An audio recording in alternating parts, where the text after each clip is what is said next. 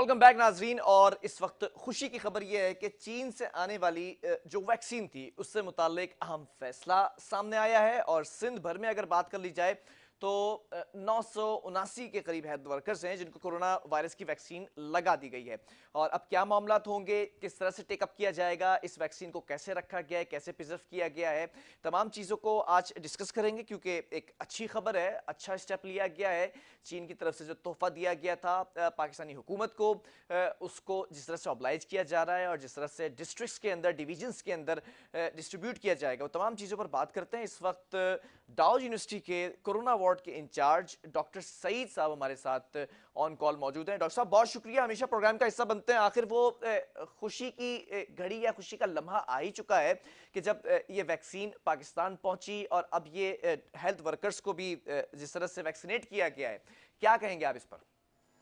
जी बिलाल भाई, यकीनन ये बहुत खुशी का मौका है जब हमारे पास पूरा साल बहुत मुश्किल से गुजरा और बिलाखिर वैक्सीन हमारे पास पहुंच चुकी है।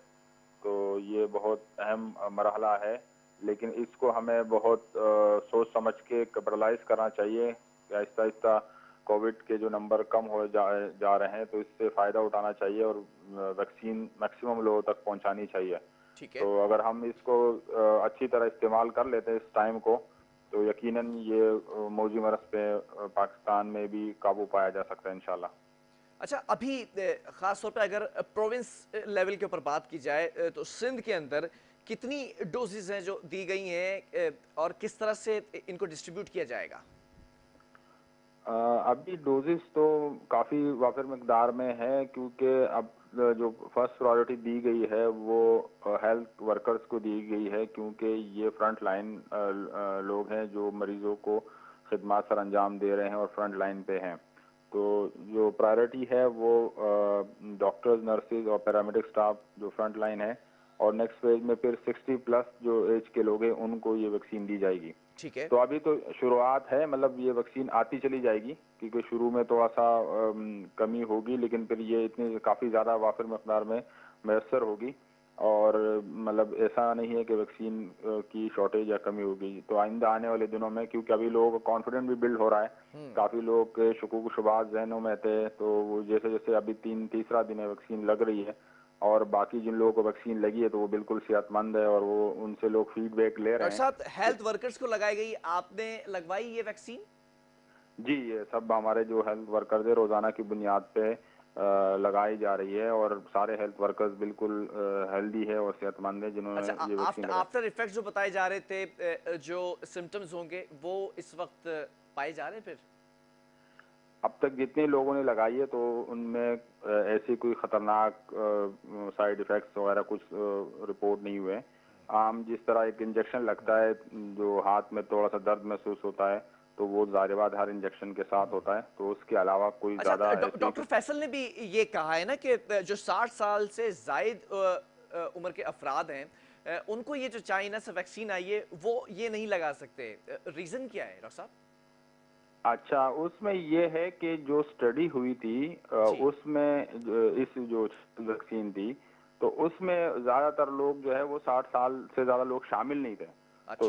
मतलब ये तो इसलिए स्टडी में वो डेटा अवेलेबल नहीं है। तो अच्छा। अच्छा। ऐसा नहीं है कि वो लगा नहीं सकते, लेकिन क्योंकि रिकमेंडेशन नहीं दी गई, क्योंकि वो ठीक है। सारे जो रिकमेंडेशन है वो डेटा बेस थे, तो 60 साल के ज्यादा लोग उसमें शामिल नहीं थे, तो इसलिए जो कमेटी है उसने रेकमेंड नहीं किया। अदरवाइज ऐसा कोई मसला नहीं है, कोई उनके लिए नुकसानदेह नहीं है। अच्छा, लेकिन प्रोसेस क्या है? क्योंकि जब कोविड यहाँ इंट्रोड्यूस हुआ और जिस तरह से फैलता हुआ दिखाई दिया, तो कोरोना वायरस का जो टेस्ट होता था उसके लिए लोग इंतहाई परेशान होते थे कि टेस्ट कैसे होगा। तो अब ये वैक्सीन आई है, तो वैक्सीन लगाने के लिए किन मराइल से गुजरना पड़ेगा, वो भी थोड़ा सा एलेबोरेट करें, मैं चाहूँगा।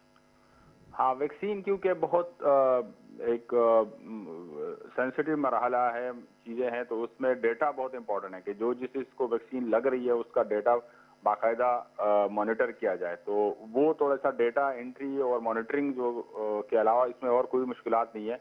जो बंदा पहले जाएगा, वो नादरा से गवर्नमेंट ने बहुत अहम और अच्छे इकदाम किए हैं कि नादरा से कनेक्ट कर दिया। जो आप बंदा जाएगा 1166 पे अपनी एंट्री करेगा, जिसकी वजह से उसको शनाख्ती कार्ड नंबर पे एक सेंटर अलॉट हो जाएगा कि आप ये फलां सेंटर जाएंगे, वहां आपको वैक्सीन लग जाएगी। और जब वो जहाँ जहाँ जाएगा वहाँ पे उसकी बाकायदा एंट्री जो हेल्थ केयर वर्कर्स हैं वहाँ पे अवेलेबल उनकी एंट्री करेंगे, ताकि उसको बाकायदा मॉनिटर किया जाए कि जिसको वैक्सीन लगी, एक तो पता चल जाए उनको वैक्सीन लग गई, फिर खुदा ना खास्ता उसमें अगर कोई ऐसे अलामात वगैरह होते तो वो ट्रेस हो पाएगा। अच्छा डॉक्टर साहब, तो ये आप क्या सजेस्ट करेंगे, क्योंकि आप मेरे प्रोग्राम का मुस्तकिल तौर पर हिस्सा रहते हैं, मेडिकली जो एक्सपर्ट की टीम के अंदर आप हमारे लिए एज अ सेगमेंट के शामिल होते हैं, जो लोग ये वैक्सीन लगवाने जा रहे हैं तो उनके लिए क्या एडवाइस है? अगर दीगर बीमारियां भी उनको हैं तो उनके लिए ये मुफीद होगी ये वैक्सीन, या फिर असरअंदाज नहीं होगी उन पर? हाँ, ये बाकी बीमारी से उसका बिल्कुल कोई ताल्लुक नहीं है। अगर ठीक है। आम वक्ती तौर पे कोई बीमारी है तो वो अगर बुखार वगैरह है तो वो उसका इंतजार कर लें कि बुखार वगैरह सही हो। उसके अलावा अगर उनको ऐसा कोई डायबिटीज है कोई, या कोई इस तरह कोई दायमी बीमारी है, तो उससे इसका कोई ताल्लुक नहीं है। ये उनके लिए भी बिल्कुल मुफीद है, क्योंकि कोरोना से हिफाजत ही इनके लिए बेहतर इलाज है कि वो कोरोना से महफूज रहे और उनकी बीमारी मजीद इजाफा ना हो। तो एक दो बीमारियां जो गवर्नमेंट ने और डेटा के बेस पे उसमें आइडेंटिफाई हुई, बाकी कोई ऐसी कोई चीज नहीं है जिससे माने हो, तो उन सब लोगों को ये वैक्सीन लगानी चाहिए। अच्छा डॉक्टर साहब, अभी चीन की तरफ से तोहफा आया है, ये वैक्सीन, ये जो डोजेज आए हैं, अभी क्या एक्सपेक्टेशंस हैं, क्या प्रेडिक्शंस हैं, क्या स्ट्रेटजी बनाई गई है कि और किन ममालिक से बात चल रही है कि वहां से भी हम इस वैक्सीन को हासिल कर सकें? तीन तरह के वैक्सीन को अप्रूवल दिया गया है। एक ये चाइनीज वैक्सीन है जो साइनोफार्म की है, दूसरी ऑक्सफोर्ड की वैक्सीन है एस्ट्राजेनेका के नाम से, वो भी आई थिंक मार्च तक आ जाएगी। तीसरी है जो स्पुतनिक 5 है या रशियन वैक्सीन है, वो भी अप्रूवल मिल चुका है। तो वो भी अप्रूव वैक्सीन है, और जैसे ही उसकी अवेलेबिलिटी इंश्योर होती है तो गवर्नमेंट उस पर काम कर रही है और उसकी प्रोक्योरमेंट पे काम हो रहा है, तो वो भी अवेलेबल हो जाएगी। तो फिर काफ़ी वाफिर मकदार में वैक्सीन अवेलेबल होगी, और उसकी भी अच्छी खासी एफिकेसी है और उसके अफादियत काफ़ी ज़्यादा है। तो ये वैक्सीन इंशाल्लाह अगले आने वाले दिनों में और हफ्तों में काफ़ी मकदार में अवेलेबल होगी। तो अच्छा डॉक्टर साहब, इंशाल्लाह एक और सवाल है, टारगेट क्या रखा गया है? आप लोगों को भी कोई टारगेट दिया गया होगा ना कि इस टारगेट तक आपने तमाम लोगों को वैक्सीनेट करना है? टारगेट तो ऐसा सेट नहीं है, लेकिन जो इंटरनेशनल स्टैंडर्ड्स हैं जिसको हम कहते हैं कि अगर 60 से 70% लोग वैक्सीनेट हो जाते हैं या उनमें इम्यूनिटी आ जाती है तो उसको हम हर्ड इम्यूनिटी कहते हैं, फिर वो सोसाइटी जो है वो प्रोटेक्ट हो जाती है।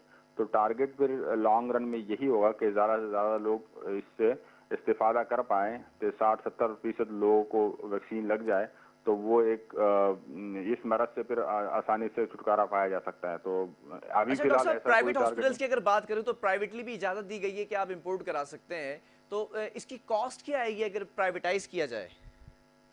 ये तो गवर्नमेंट अभी सब्सिडाइज रेट्स पे दे रही है, तो जो कंपनी रेट्स है वो जाहिर बात है, ये चाइनीज वैक्सीन है इसके अलग है, जो रशियन है उसकी थोड़ा डिफरेंट है, और जो अभी फ्यूचर में अमेरिकन वैक्सीन भी अवेलेबल होगी वो और एक्सपेंसिव है।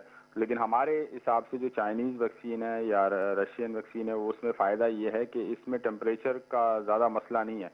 ये आम फ्रिज में भी आराम से इसको आप स्टोर कर सकते हैं, जबकि जो थोड़ी सी एक्सपेंसिव वैक्सीन है उसमें मसला हमारे पास ये रहे कि वो -80 पे स्टोर करना पड़ेगा।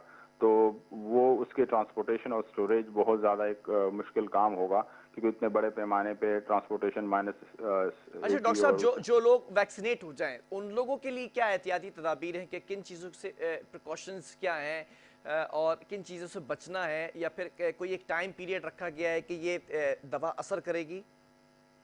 अच्छा, ये बहुत अहम सवाल किया, क्योंकि ये वैक्सीन के 2 डोजेज लाजमी लगने हैं। ठीक तो है। एक अगर आज कोई किसी ने वैक्सीन लगवा ली है तो 21 दिन बाद दोबारा दूसरी डोज लाजमी लगानी पड़ेगी। 21 तो दिनों के बाद? जी, 21 दिन के बाद। ठीक है। तो ऐसा ना हो कि एक दिन एक डोज लगा लें और फिर वो भूल जाएं या वो टाइम पे ना जाएं, तो वो जरूरी है कि उस टाइम में वो दूसरी डोज भी लगवा लें। और एक और बात जो मैं जरूर उसकी तरफ इशारा करूंगा कि अगर वैक्सीन लगा ली तो इसका मतलब ये नहीं है कि बिल्कुल आप गैर मुहतात हो जाएं। वैक्सीन अगर आप लगा लेते हैं तो आपके लिए तो एक प्रोटेक्शन आ जाती है, लेकिन आपने एसओपीज का दामन जो है वो नहीं छोड़ना, फिर भी आपने एसओपीज पे अमल करना है क्योंकि ऐसा ना हो कि आपके जरिए से दूसरे लोग कोई मुतासर हो जाएं और आप कैरियर के तौर पे दूसरे लोग को बीमार करते फिरें। तो वैक्सीन लगाने के हरगिज़ ये मतलब नहीं है कि मास्क पहनना बंद कर दें, सोशल डिस्टेंसिंग बंद कर दें, बल्कि अभी हम इस बीमारी के साथ साथ अपने जो आदात अतवार हैं उसमें भी काफ़ी तब्दीली लानी पड़ेगी ताकि इस बीमारी पे लॉन्ग टर्म में काबू पाया जा सके। अदरवाइज ये बीमारी बहुत लंबा फिर चलेगी और हम इसका शिकार हो सकते हैं। तो वैक्सीन लगाने के बाद भी एसओपीज पे काफ़ी हद तक अमल करना लाजमी है। अच्छा, वैक्सीनेट होने के बाद क्या मामला देखने में आ रहे हैं इंटरनेशनली? मैं चाह रहा हूं कि आप इस पर एनालिसिस करें। जिन लोगों ने जो मेडिकेटेड हुए हैं, जिन्होंने वैक्सीन्स लगवाई हैं, तो इफ़ेक्ट्स क्या आए? क्या मस्बत रिजल्ट आया या मनफी रिजल्ट देखने में आ रहा है? ये वाली वैक्सीन जो अभी हमारे पास अवेलेबल है, साइनोफार्म या चाइनीज वैक्सीन, इसमें यूएई में काफी बड़े पैमाने पे ट्रायल हो चुके थे। ठीक है। हजारों की तादाद में लोगों को ये जब स्टडी हो रही थी तो उस वक्त लगाए गए थे और उसमें 70 से 80% लोगों को प्रोटेक्शन मिल गई थी कि उसमें बीमारी जो है वो नहीं होने दी इस वैक्सीन के बाद। तो ये अगर बीमारी मुकम्मल तौर पे रुक भी सकती है, लेकिन अगर थोड़ी बहुत हो भी तो इसका जो एंड पॉइंट जिसको हम कहते हैं कि वो शिद्दत इख्तियार नहीं करेगी। तो कुछ लोगों में छोटे छोटे अलामात बुखार जैसे और ये आए हैं, लेकिन लॉन्ग टर्म जो अच्छी चीज़ थी वो ये फ़ायदा हुआ कि उनको कोरोना का इन्फेक्शन नहीं हुआ, या अगर हल्का इन्फेक्शन हुआ तो वो कन्वर्ट नहीं हुआ सीवियर केस में और वो हॉस्पिटलाइजेशन से बच गए। तो अच्छा, 3-4 किस्म प्रोटेक्शन की वैक्सीन्स इस वक्त दुनिया भर में अवेलेबल हैं। आप क्या समझते हैं कौन सी वैक्सीन सबसे ज़्यादा इफेक्टिव है? वही इफेक्टिव है जो पहले अवेलेबल हो, क्योंकि अगर हम बहुत अच्छी के चक्कर में बहुत ज्यादा वेट करते फिरेंगे नहीं, तो इंटरनेशनली किसका रेशो जो है वो ज़्यादा अच्छा पॉजिटिव देखा जो गया है? डेटा अभी अवेलेबल वो दे रहे हैं, जो अमेरिकन वैक्सीन है वो 90+% वो क्लेम कर रहे हैं कि वो 90% से ज्यादा उसकी एफिकेसी है। और ये वाली वैक्सीन जो चाइनीज है ये 70 से 80 और 85% तक क्लेम कर रहे हैं। तो ये काफी अच्छी इफेक्टिव है जब तक अगर वो दूसरी वैक्सीन आती है जो निस्बतन ज्यादा इफेक्टिव है, लेकिन उसके ट्रांसपोर्टेशन और वो सारी चीजें देख के फिर हमारे जो दस्तियाब वसाइल में ये वैक्सीन ज़्यादा इवन बेहतर है। चलें डॉक्टर साहब, बहुत शुक्रिया। डॉक्टर सईद हमारे साथ इस वक्त मौजूद थे। डाउ यूनिवर्सिटी के अंदर जो इस वक्त कोविड वार्ड बना हुआ है उसके इंचार्ज हैं, तमाम चीज़ों को मॉनिटर करते हैं। अब वैक्सीनेट किया जा रहा है लोगों को, लेकिन एक इम्पॉर्टेंट चीज़ डॉक्टर साहब ने जो बताई है यहाँ पर मैं बताना चाह रहा हूँ कि जो लोग वैक्सीनेट हो भी जाते हैं तो उनके लिए ज़रूरी ये है कि 21 दिनों के बाद दूसरा डोज उन्होंने उसी वैक्सीन का ज़रूर लगवाना है। एक डोज से काम नहीं चलेगा। हो सकता है कि साइड इफ़ेक्ट्स सामने आ जाए एक डोज की वजह से। 2 डोज कंपलसरी जो है वो करार दिया गया। और दूसरी चीज़ डॉक्टर साहब ने जो इस वक्त सबसे ज़्यादा जिस पर मुझे कहा, पॉइंट आउट किया चीज़ों को, कि आपने वैक्सीनेट होने के बावजूद भी एसओपीज़ का ख्याल रखना है। ऐसा नहीं है कि आप अगर वैक्सीनेट हो जाते हैं तो आप मास्क पहनना छोड़ दें, सोशल डिस्टेंसिंग का ख्याल रखना छोड़ दें, या फिर हाथ मिलाने से जो है वो गुरेज कर रहे हैं, अभी आप गले मिलने से गुरेज कर रहे हैं, ये तमाम चीज़ें छोड़ दें। ऐसा नहीं है। बहरहाल यहाँ पर वक्फा लेंगे, इसके बाद एक और स्टोरी है उस पर बात करेंगे।